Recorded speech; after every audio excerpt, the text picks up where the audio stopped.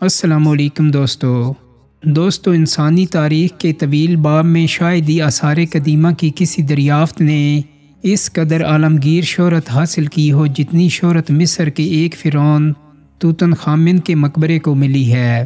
مصر کی سرزمین لاتعداد فراعنہ وقت کے مقابر سے بھری پڑی ہے، مگر اس کے باوجود کوئی بھی دوسرا مقبرہ توتن خامن کے مقبروں میں سے حاصل ہونے والی بیش بہا نادر و نایاب اشیاء کا ہم پلہ ثابت نہیں ہو سکا۔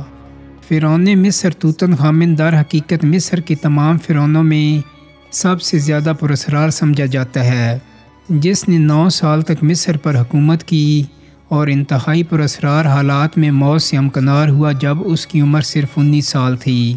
19ویں صدی عیسوی میں فرعون توتن خامن کے مقبرے کی دریافت کے بعد کچھ ایسے پراسرار واقعات رونما ہوئے کہ لوگوں میں خوف و ہراس پھیل گیا اور کچھ ہی برسوں میں اس مقبرے کی دریافت میں حصہ لینے والا ہر شخص پراسرار حادثہ کا شکار ہو کر مارا گیا۔ 19ویں صدی کے وسط میں جب سیاحوں، خاص طور پر انگریز سیاحوں کے قافلے نوادرات کی تلاش میں مصر پہنچنا شروع ہو گئے اور ان کی لوٹ مار تشویشناک حد تک پہنچ گئی، تو حکومت مصر کو 1850 میں ایک قانون بنانا پڑا۔ اس قانون کے تحت آثار قدیمہ میں سے دستیاب ہونے والی ہر چیز کو حکومت مصر کی ملکیت قرار دیا گیا اور بلا اجازت ایسی کسی بھی چیز کو قبضہ میں رکھنا قابل تعزیر جرم قرار پایا۔ اس قانون کے نفاذ کے بعد آثار قدیمہ کا محکمہ باقاعدہ طور پر قائم ہوا اور نوادرات کی حفاظت کا انتظام کیا گیا۔ آثار قدیمہ کی کھدائی کے لیے حکومت کی پیش کی اجازت ضروری قرار پائی۔ نوادرات کو بحفاظت رکھنے کے لیے عجائب گھر قائم کیے گئے اور تمام کام میں کسی حد تک باقاعدگی پیدا ہو گئی۔ آثار قدیمہ کے قانون کے نفاذ کے بعد انگلستان کے آثار قدیمہ سے دلچسپی رکھنے والے اصحاب نے باقاعدہ مہموں کی شکل میں مصر جانا اور وہاں کی حکومت کی اجازت سے آثار قدیمہ کی کھدائی اور دریافت کا کام شروع کر دیا۔ ایسی ٹیموں کے لیے سب سے پہلی ضرورت کسی ایسے شخص کی ہوتی تھی جو اس قسم کی پوری مہم کے لیے سرمایہ مہیا کر سکے۔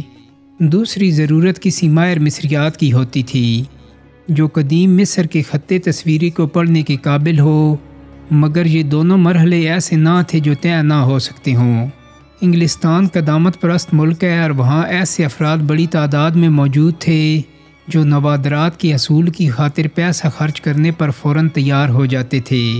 سر لارڈ کارنروان انگلستان کی ان سرکردہ شخصیتوں میں سے تھے جنہیں قدیم مصر کی تاریخ سے گہری دلچسپی تھی۔ قدیم مصر کی تاریخ کے بارے میں ان کی تحقیق اور جستجو کا اعتراف انگلستان کے تمام سرکردہ علمی حلقوں نے کھلے دل سے کیا ہے۔ مصری تاریخ پر اپنی تحقیق اور کارناموں کی بدولت ہی انہیں سر کا خطاب ملا۔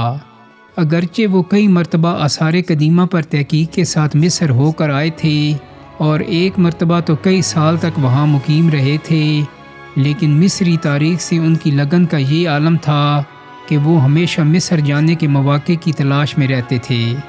لارڈ کارنروان کو اس بات پر بڑی حیرت ہوا کرتی تھی کہ فرعونہ مصر میں توتن خامن کو اس قدر بلند مقام حاصل رہا ہے۔ قدیم مصری مخطوطات کے ذریعے سے اس عظیم فرعون کے شاندار کارناموں کا حال تو کسی حد تک معلوم ہو چکا تھا، مگر یہ بات واقع حیرت ناک تھی کہ اس کا مقبرہ اب تک دریافت نہیں ہو سکا تھا۔ حالانکہ قرائن اور دستور کے مطابق اس کا مقبرہ بھی وادی شاہاں میں موجود ہونا چاہیے تھا، جہاں پر اور بہت سے فرعونوں کے مقبرے برآمد ہوئے تھے۔ یہی وجوہات تھیں کہ لارڈ کارنروان نے توتن خامن کے مقبرے کی تلاش کو اپنا مقصد ٹھہرا لیا اور پختہ ارادہ کیا کہ اس مقصد کے حصول کے لیے وہ ایک مہم لے کر مصر جائیں گے۔ انہوں نے سوچا کہ خواہ انہیں کتنا ہی عرصہ مصر میں قیام کرنا پڑے، مگر وہ اپنے اس مقصد کو حاصل کیے بغیر واپس نہیں آئیں گے۔ اپنی اس مہم کے لیے سرمایہ کی فراہمی کی خاطر انہیں کچھ زیادہ تگ و دو نہیں کرنا پڑی۔ ان کے دوست اور ماہر آثار قدیمہ ہارورڈ کارٹر، جو اس سے قبل بھی کئی مقبروں کو کھوج چکے تھے، اس مرتبہ بھی وہ بلا کسی رد و قد کے راضی ہو گئے۔ چنانچہ یہ مہم بڑی آسانی سے ترتیب پا گئی۔ سر لارڈ کارنروان اور ہارورڈ کارٹر کے علاوہ ایک اور شخص کیپٹن رچرڈ بھی اس مہم میں شامل ہو گیا۔ کیپٹن رچرڈ لارڈ کارنروان کے دوستوں میں سے تھے۔ انہیں مصر کے قدیم نوادرات سے تو کوئی زیادہ دلچسپی نہیں تھی، مگر طبیعت مہم پسند پائی تھی اور مصر کی سیر کرنا چاہتے تھے، اس لیے ساتھ ہو لیے۔ یہ تینوں اصحاب اپنی پوری تیاریاں کرنے کے بعد انگلستان سے مصر کے لیے روانہ ہو گئے۔ یہ ٹیم وادیہ شہام میں پہنچی اور توتن خامن کے مقبرے کی تلاش شروع کر دی۔ اس وادی میں اب تک 20 کے قریب مقبرے برآمد کیے جا چکے تھے۔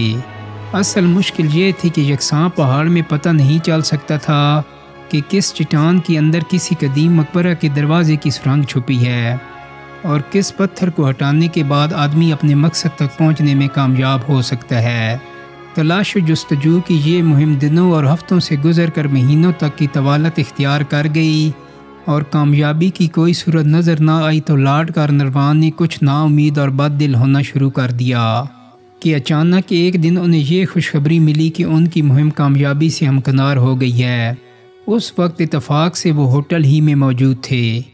یہ پیغام ملتے ہی ان کے مایوس دل میں گویا زندگی کی ایک نئی لہر دوڑ گئی اور وہ فوراً ہی اپنی مہماتی ٹیم کو مبارکباد دینے کی غرض سے وادی شہاں کی جانب روانہ ہو گئے۔ نومبر 1922 میں کارٹر کو پہلی کامیابی حاصل ہوئی جب ایک مخصوص علاقے میں پائی جانے والی جھونپڑیوں سے، جن کا اندازہ مصر کے 22ویں خاندان کے زمانے کا لگایا گیا تھا، کی کھدائی سے ایک زیر زمین سیڑھی برآمد ہوئی۔ مزید کھدائی کے بعد اس سیڑھی کی گہرائی 13 فٹ تھی۔ سیڑھیوں کا اختتام ایک بند دروازے پر ہوا۔ دروازے پر 2 مہریں پائی گئی تھیں، جن میں سے ایک مہر توتن خامن کی اور دوسری کاہنوں کی تھی۔ گو کہ سیڑھیوں کی بناوٹ ہی مقبرے کو مصر کے 18ویں خاندان کے زمانے کا ہی بتاتی ہے جو توتن خامن کے عہد کا تھا، مگر اس کے باوجود ہر شخص بے یقینی کی صورتحال کا شکار تھا۔ دروازے کے بعد ایک طویل راہداری سامنے آئی جس میں مختلف مقامات پر دیواروں میں موجود سوراخ پر مختلف مثالیں سے اندازہ ہوتا تھا کہ کس راستوں سے لوگ اندر آئے تھے۔ راہداری کا اختتام مزید ایک دروازے پر ہوا جس پر دوبارہ وہی مہریں ملیں جو پہلے دروازے پر ملی تھیں۔ اس دروازے میں ایک شگاف کیا گیا اور کارٹر نے امید اور نا امیدی کے درمیان کی کیفیات کے ساتھ شمع کو شگاف سے گزارا اور اندر جھانکا۔ کمرے کے اندر عجیب و غریب جانور، مجسمے، سونے کے زیورات، ہر طرف سونے کی چمک دمک آنکھوں کو خیرہ کر رہی تھی۔ اس کمرے سے اشیاء کا جو خزانہ برآمد ہوا ان میں ایک طلائی تخت، سونے کا بستر، ایک سونے کا رتھ، منقش مرتبان اور مجسمے شامل تھے۔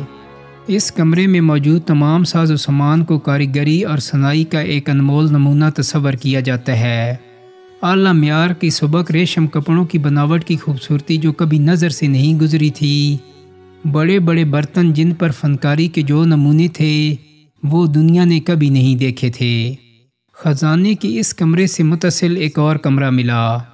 یہ کمرہ بھی نوادرات کے خزانے سے بھرا ہوا تھا۔ اس کی لمبائی 16 فٹ 2 انچ، چوڑائی 10 فٹ 9 انچ اور بلندی 9 فٹ تھی، جس نے کمرے کی تقریباً تمام جگہ گھیری ہوئی تھی۔ فقط ایک آدمی ہی مشکل سے مقبرے کے گرد گھوم سکتا تھا۔ اس تابوت پر نہایت قیمتی چمکتے ہوئے ہیرے جواہرات جوڑے پائے گئے تھے، جن کے گرد دیو مالائی اشکال تھیں جن کو فرعون کے مردہ جسم کی حفاظت کے خیال سے نقش کیا گیا تھا۔ اس مقبرے کو کھولا گیا تو اس مقبرے سے مزید ایک مقبرہ برآمد ہوا جو تمام کا تمام سونے کا تھا۔ اس مقبرہ پر نہایت خوبصورت نقش گری ملی۔ اس دوسرے مقبرے میں سے بھی ایک مقبرہ اور برآمد ہوا اور تیسرے مقبرے سے مزید ایک مقبرہ سامنے آیا۔ بعد میں ملنے والے دونوں مقبرے بھی تمام کے تمام سونے کے تھے، جن کے چاروں اطراف میں خوبصورت نقاشی اور صنائی قابل دید تھی۔ پتھر کا ایک بڑا ڈھکنا فرعون کی لاش کے تابوت پر ڈھکا ہوا تھا جس کا وزن 1200 پاؤنڈ سے زیادہ تھا، جسے کسی چٹان کے ٹکڑے سے کاٹا گیا تھا۔ پتھر کے اس ڈھکنے کو اٹھانے پر فرعون کی ایک بالا کا طلائی مورتی سامنے آئی۔ اس مورتی نما تابوت کے نیچے سے ایک اور سونے کا تابوت حاصل ہوا اور پھر اس تابوت میں سے مزید ایک تابوت حاصل ہوا جو 6 فٹ لمبا تھا۔ آخر کار اس تابوت کو کھولنے پر فرعون کی لاش سامنے آئی جس کا چہرہ سونے کے ایک نقاب سے ڈھکا ہوا تھا، جس پر فرعون کے چہرے کے نقوش بنے ہوئے تھے۔ فرعون کی لاش کو بے شمار زیورات سے سجایا گیا تھا۔ فرعون کی گردن اور سینے پر سے بے شمار سونے کی زنجیریں اور ہار ملے۔ وہاں موجودہ مقدس نشانات، دیوی دیوتاؤں کی مالائیں، قیمتی تراشے ہوئے پتھر، یہ تمام چیزیں کاریگری اور صنائی کے ناقابل تصور اور بے مثال شاہکار تھے اور اپنے بنانے والوں کے لیے تعریف اور توصیف کا باعث تھے۔ فرعون توتن خامن کی لاش کا چہرہ بہت اچھی حالت میں ملا، مگر باقی جسم ماں سوائے پیروں کے بے حد بگڑی ہوئی حالت میں ملا۔ تقریباً 120 زیورات لاش کے گرد لپٹے ہوئے غلاف سے ملے۔ بعد ازاں مقبرے سے ایک اور کمرے کا راستہ بھی کارٹر نے دریافت کیا۔ یہ کمرہ مجسموں، دیوی دیوتاؤں کے بتوں اور دوسری مذہبی نوعیت کی چیزوں سے بھرا ہوا تھا۔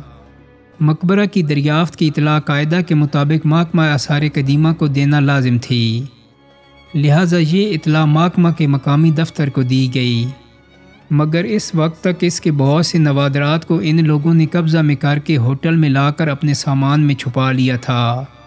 لارڈ کارنروان اس دن پھولے نہیں سماتے تھے۔ ان کو اندازہ تھا کہ جو نوادرات ان کے ہاتھ آئے ہیں ان میں سے ایک معمولی چیز کے بدلے بھی انگلستان میں انہیں اتنی قیمت مل جائے گی کہ اس مہم پر کیے گئے اخراجات کا بدل بن سکے۔ لارڈ کارنروان کو لگتا تھا گویا ان کی زندگی سفل ہو گئی ہے۔ ان کا خیال تھا کہ آئندہ ساری عمر انہیں کوئی اور کام کرنے کی ضرورت پیش نہیں آئے گی۔ پرنس کامل بھی سوچتا تھا کہ مصر بھر میں سب سے بیش قیمت نوادرات کا مالک اب وہی گردانا جائے گا۔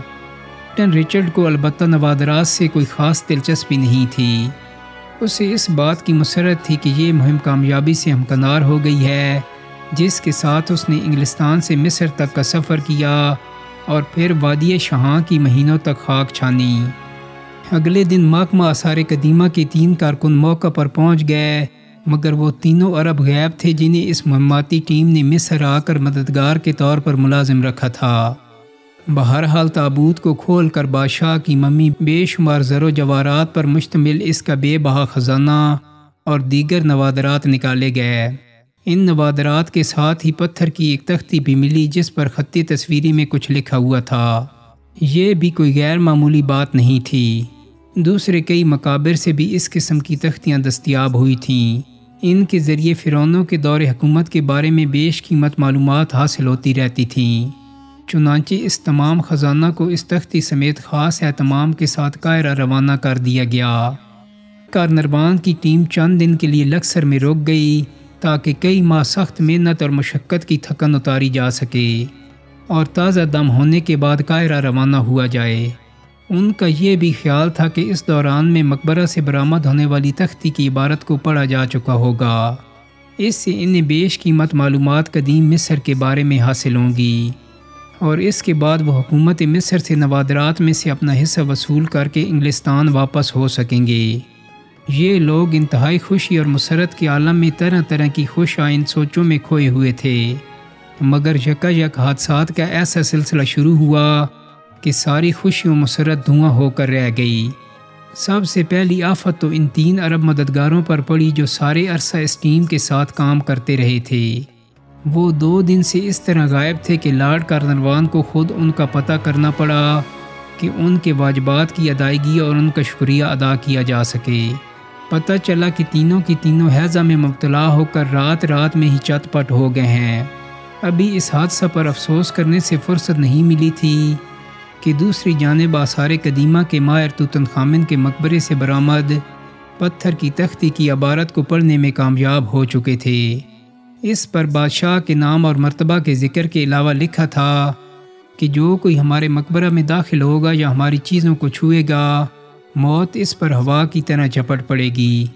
لارڈ کارنروان اس حادثے سے اس قدر بدحواس ہوا کہ اپنا سب کچھ چھوڑ چھاڑ کر انگلستان جانے لگا، مگر روانگی سے 1 دن پہلے ہی ایک مچھر نے اسے گردن پر کاٹ لیا۔ بات معمولی سی تھی، لیکن ایک ہی دن میں اچھا خاصا زخم بن گیا اور کافی تکلیف دینے لگا۔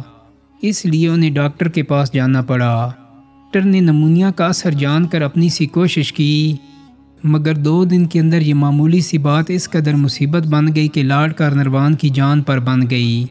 اسے اپنا آخری وقت نظر آنے لگا اور واقعی وہ زندہ سلامت انگلستان نہ پہنچ سکا اور اس کی موت واقع ہو گئی۔ پوسٹ مارٹم کی رپورٹ میں اس کے جسم میں زہریلے مادوں کی مقدار بڑھ جانا بتائی گئی۔ بالکل اتفاق کی بات ہے کہ لارڈ کارنروان کی موت کے وقت ہی پورے شہر میں اندھیرا چھا گیا۔ لارڈ کارنروان کی پالتو لومڑی جو اس وقت انگلستان میں تھی نے اسی وقت رونا چلانا شروع کر دیا اور کچھ دیر بعد وہ بھی مر گئی۔ توتن خامن کا خزانہ اور نوادرات تو قاہرہ کے عجائب گھر میں پہنچائے جا چکے تھے، مگر اس تاریخی تختی کی عبارت اور لارڈ کارنروان کی موت نے سب لوگوں کو بری طرح بوکھلا دیا۔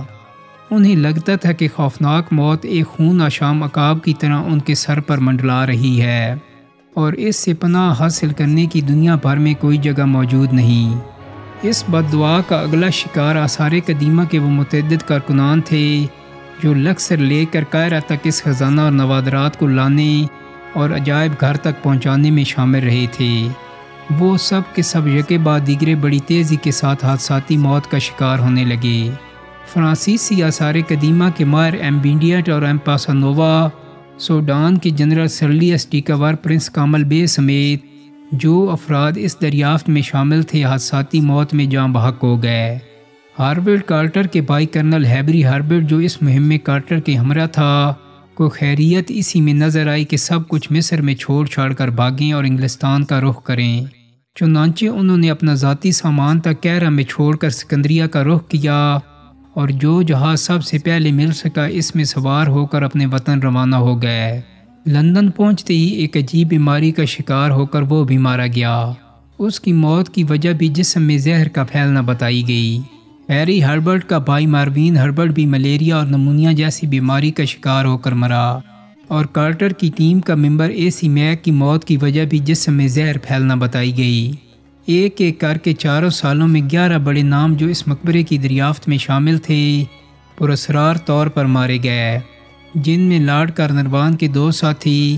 اسی طرح امریکی فنانسر جارج گولڈ نے کارٹر سے مقبرہ دیکھنے کی فرمائش کی، لیکن مقبرہ دیکھ کر واپس آ رہا تھا کہ اسے بخار نے جا لیا، اور یہ حملہ اس قدر شدید تھا کہ اگلی صبح اس کی لاش ہوٹل سے برآمد ہوئی۔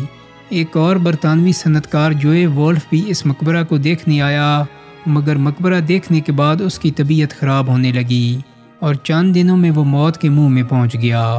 کینیڈا کی ماکل یونیورسٹی کے پروفیسر لافیلر بھی اس مقبرہ کو دیکھنے کے اگلے روز طبیعت بگڑ جانے سے ہلاک ہو گئے۔ فرعون کی لاش کا ایکس رے کرنے والے سوئٹزرلینڈ کے ریڈیولوجسٹ سر آرنلڈ ڈیگلس ریڈ اور ہارورڈ کارٹر کا سیکرٹری رچرڈ میتھل اپنے کمرے میں مردہ پائے گئے۔ رچرڈ بیتھل کے والد لارڈ ویبسٹری نے اپنے گھر کی دوسری منزل سے چھلانگ لگا کر خودکشی کی تھی۔ مرنے سے پہلے چھوڑے ایک نوٹ میں انہوں نے لکھا تھا، اب میں اس سے زیادہ خوفناک اور ہولناکی برداشت نہیں کر سکتا۔ میں جو کر رہا ہوں شاید وہ درست ہو، شاید میری موت اس سے نکلنے کا راستہ ہو۔ کہ موت کی تحقیق کرنے والے یہ نہیں جان پائے کہ ویسٹیری کس خوفناک اور ہولناکی کی بات کر رہا تھا۔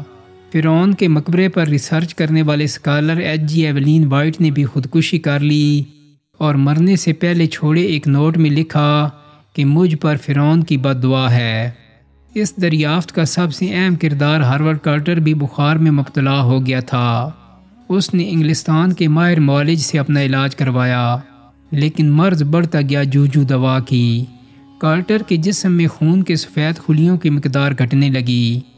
ڈاکٹر نے اسے لمفوما نامی بلڈ کینسر تشخیص کر کے چند سال علاج کی کوشش کی، مگر کارٹر کو نہ بچا سکے۔ فرعون توتن خامن کی لاش کو کئی برسوں تک میوزیم میں نہیں رکھا گیا، بلکہ اس کی لاش اس کے مقبرے ہی میں رہنے دی گئی اور اس کے خزانے کو قاہرہ میوزیم میں ہی رہنے دیا گیا۔ اس بد دعا کا آخری شکار محکمہ آثار قدیمہ کا ڈائریکٹر جنرل مسٹر جمال میریز کا نام لیا جاتا ہے، جنہوں نے 1972 میں اس مقبرے کے آثار لندن میوزیم میں نمائش کے لیے لے جانے کا بیڑا اٹھایا۔ انہوں نے اخباری نمائندوں کو بتایا کہ وہ فرعون کی بد دعا کے نظریے کے خلاف ہیں اور وہ یہ آثار ضرور لے کر جائیں گے، مگر چند ہی دنوں بعد وہ دماغ کی شریان پھٹ جانے سے ہلاک ہو گئے۔ یوں لندن میوزیم کو اس آثار کی نمائش کو روکنا پڑا۔ دوستو، جانے وہ کون سی بات تھی کہ ایک فرعون کی بد دعا ایسا ہولناک اثر چھوڑ گئی۔ آج اس واقعہ کے کافی عرصہ بعد قاہرہ میوزیم میں فرعون توتن خامن کی لاش رکھی جا چکی ہے، اور سائنسدانوں نے لاش پر کیے گئے تجزیے سے یہ معلوم بھی کر لیا ہے کہ یہ فرعون بھی ملیریا اور نمونیا جیسی کسی بیماری کا شکار ہو کر مرا تھا، لیکن میوزیم میں کسی کے ساتھ کوئی حادثہ پیش نہیں آیا۔ کیا اس بد دعا کا اثر زائل ہو چکا ہے؟ کیونکہ اس کی دریافت میں حصہ لینے والا ایک بھی شخص اب زندہ نہیں، یا پھر اس بیماری سے مرنے والے فرعون کی لاش کی انفیکشن کا اثر تھا جو لوگ عجیب پراسرار بیماریوں کا شکار ہو کر مرے، یا پھر اس بد دعا کے خوف نے انہیں خودکشی پر مجبور کر دیا۔ آج سائنسدان اس بات سے انکار کرتے ہیں کہ فرعون کے مقبرے کا ان لوگوں کی اموات سے کوئی تعلق نہیں، لیکن وہ اس مقبرہ کی دریافت میں حصہ لینے والے 20 سے زیادہ افراد کے مسلسل پراسرار طریقے سے اموات کی کوئی ٹھوس وجوہات بھی نہیں بتا سکے ہیں۔ دوستو، امید کرتا ہوں کہ میری آج کی ویڈیو آپ کو پسند آئی ہوگی۔